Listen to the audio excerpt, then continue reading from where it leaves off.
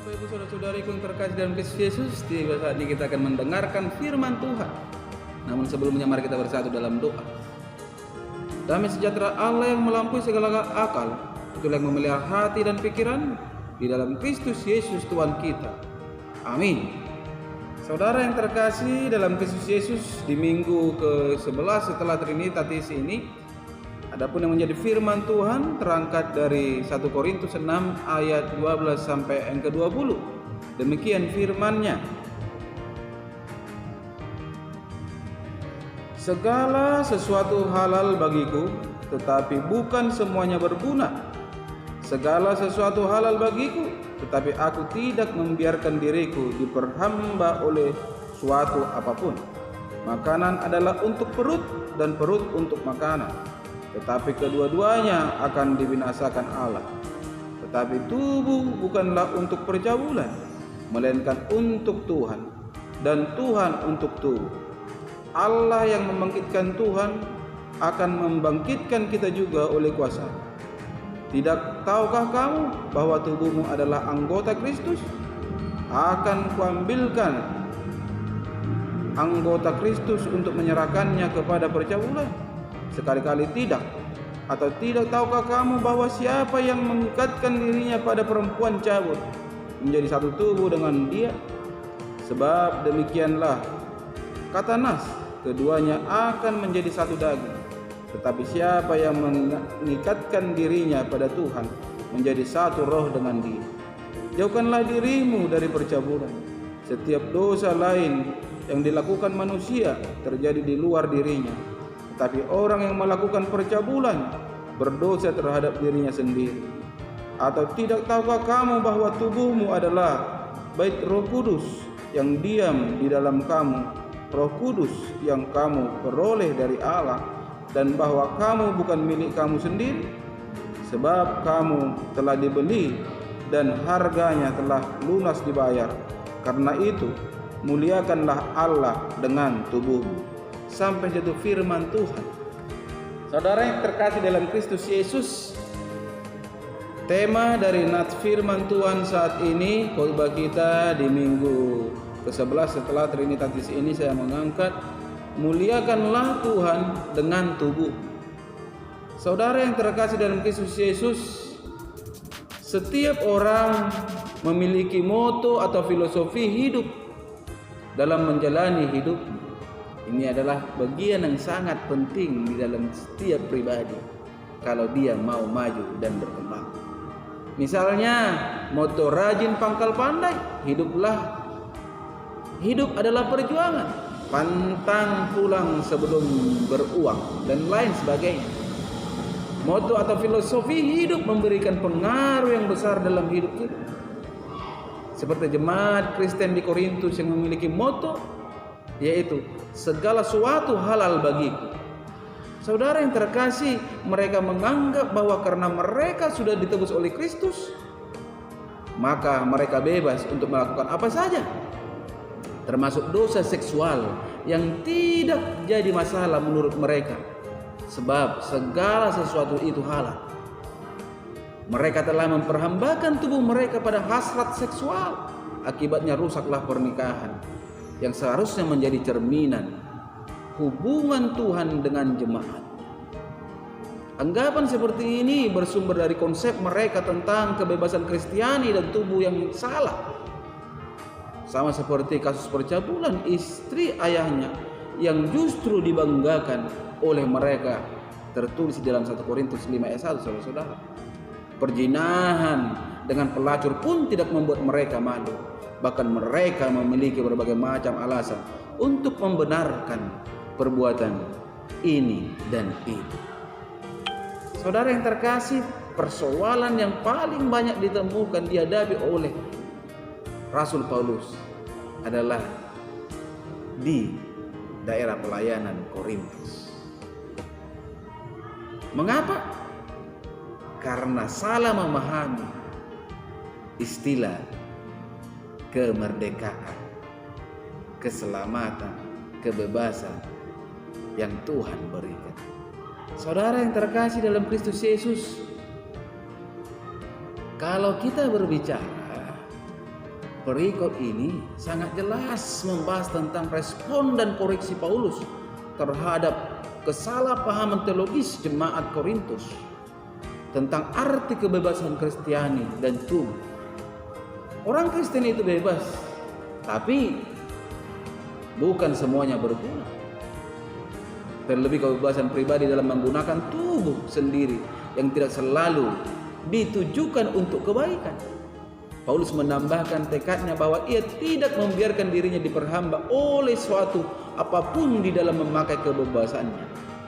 Kebebasan untuk bertindak apa saja sesuai di dalam memakai kebebasan, sesuai kehendak kita dan bukan apa yang dikehendaki oleh Allah.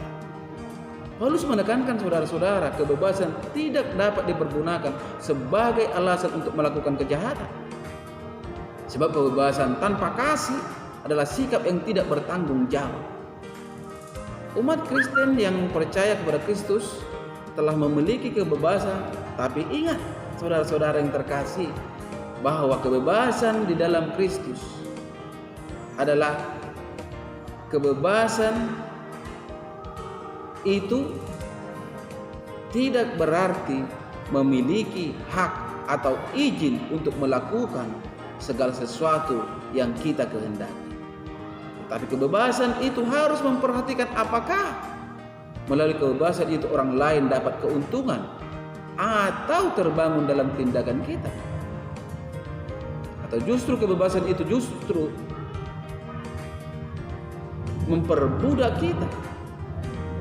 Paulus menegaskan saudara-saudara bahwa tubuh kita adalah anggota Kristus yang tidak boleh diserahkan kepada percabulan sebagaimana yang tertulis dalam ayat 5, saudara-saudara. Orang percaya sudah diikatkan dengan Kristus secara rohani sehingga mereka tidak boleh mengikatkan diri dengan pelacur. Tubuh ini adalah bait Roh Kudus sehingga tidak boleh dicemarkan dengan dosa perzinahan. Saudara yang terkasih, sangat jelas di dalam 1 Korintus 6 ayat 12-20 ini Paulus menegaskan betapa pentingnya untuk menjaga tubuh ini sebagai sebuah ungkapan rasa syukur atas keselamatan yang sudah diberikan Allah melalui Kristus, sehingga kita sudah dibebaskan dari maut.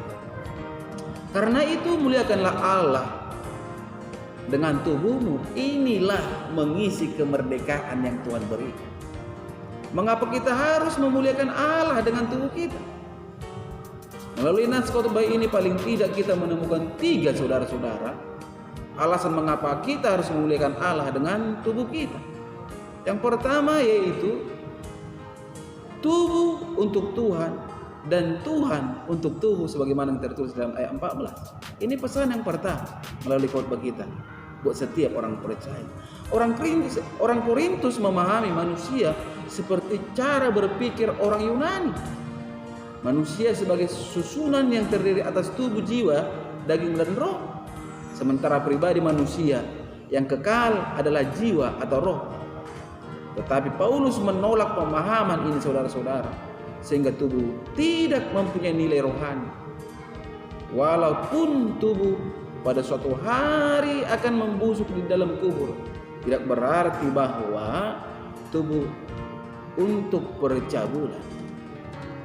Menurut Paulus, saudara-saudara yang terkasih, tubuh bukanlah semata-mata bagian dari manusia yang dapat rusak, melainkan mewakili manusia itu sendiri.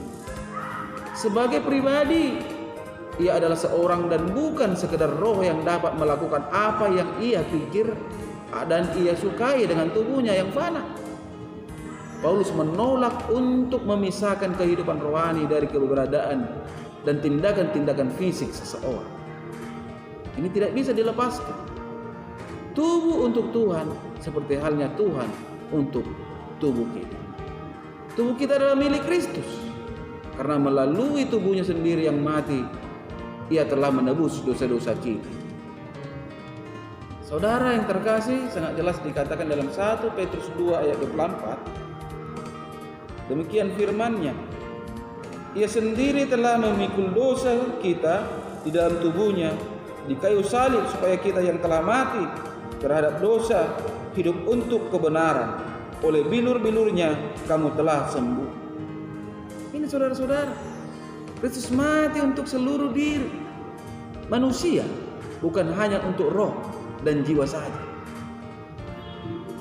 Jika roh Tuhan yang telah membangkitkan Yesus dari antara orang mati diam di dalam kita, maka Tuhan yang telah membangkitkan Kristus Yesus dari antara orang mati akan menghidupkan juga tubuh kita yang fana oleh rohnya yang kudus.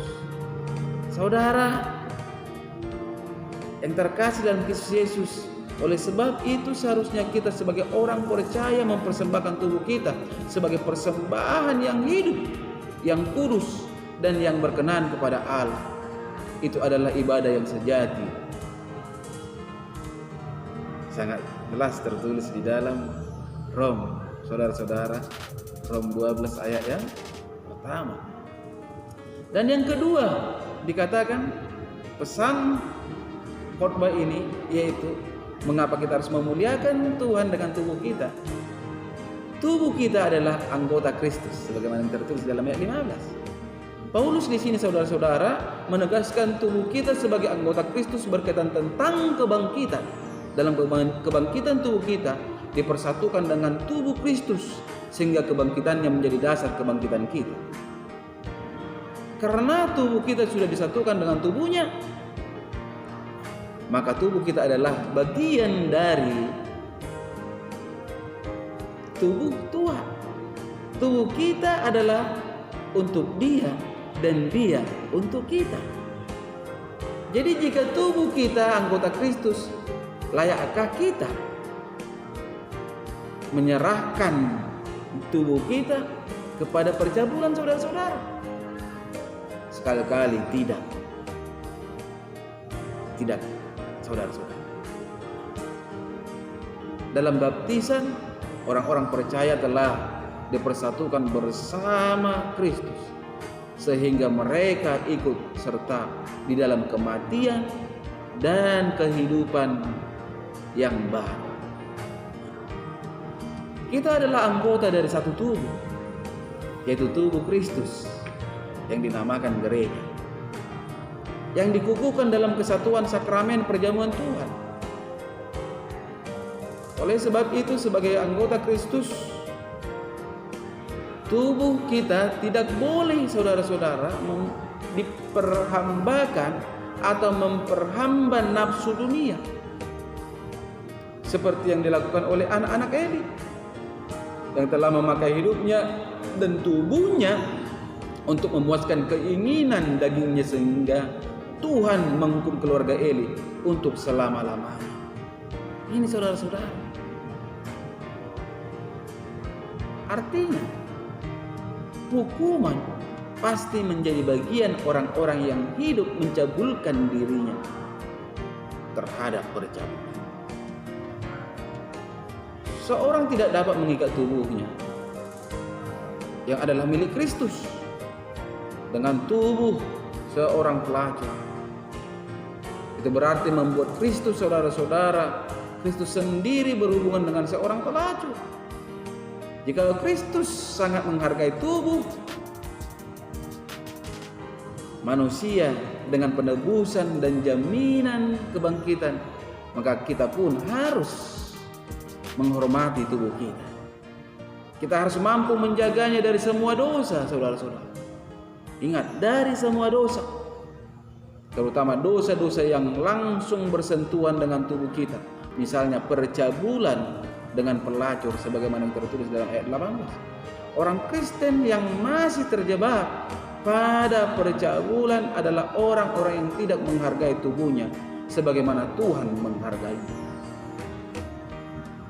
Pesan yang ketiga, saudara-saudara yang terkasih, mengapa kita harus memuliakan Tuhan dengan tubuh kita, yaitu tubuh kita adalah bait Roh Kudus.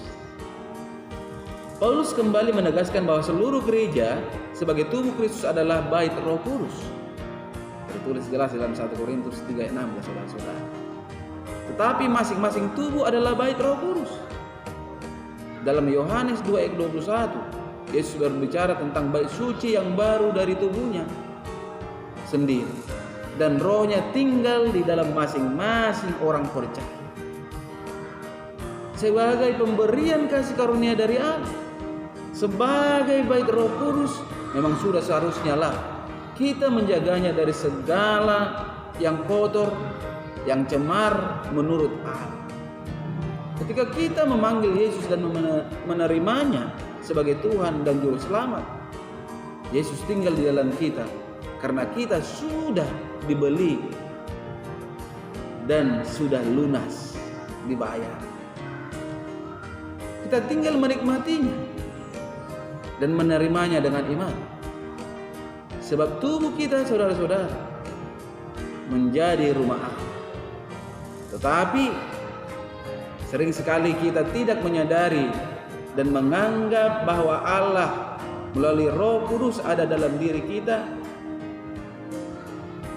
sehingga tubuh kita selalu dikotori dengan hal-hal yang bersifat duniawi, seperti yang tertulis dalam Galatia 5 ayat 19 sampai 21, yaitu percabulan, kecemaran, hawa nafsu, penyembahan berhala, sihir, perseteruan, perselisihan, iri hati, amarah, kepentingan diri sendiri, percideraan, roh pemecah, kedengkian, kemabukan, pesta pora, dan sebagainya.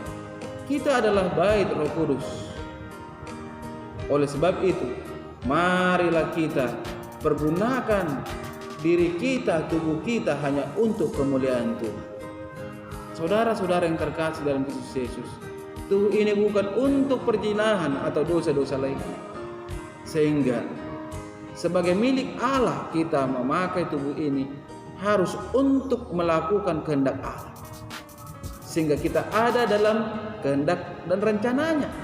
Kebebasan yang sudah kita terima melalui Kristus Yesus bukan berarti kita boleh sesuka hati memakai hidup dan tubuh kita ini, tetapi kebebasan yang sudah diperoleh kita pakai hanya untuk memuliakan Tuhan sesuai dengan firman Tuhan. Saudara-saudara yang terkasih dalam Kristus Yesus, tahukah kita ketika Yesus disalibkan, mengapa duri-duri tajam ditancapkan di kepalanya? Bagaimana paku yang begitu besar ditancapkan di kedua telapak tangannya? Bagaimana paku yang begitu besar ditancapkan ke dua kakinya? Bagaimana lambungnya ditusuk oleh tombak? Saudara-saudara, ini menggambarkan agar setiap perbuatan-perbuatan daging yang dipikirkan oleh kepala ini hal-hal daging, yang dilakukan oleh tangan ini dalam hal-hal daging, yang dilakukan kaki ini dalam hal-hal daging, yang dilakukan tubuh ini dalam hal-hal daging, itu lengket di kayu salib.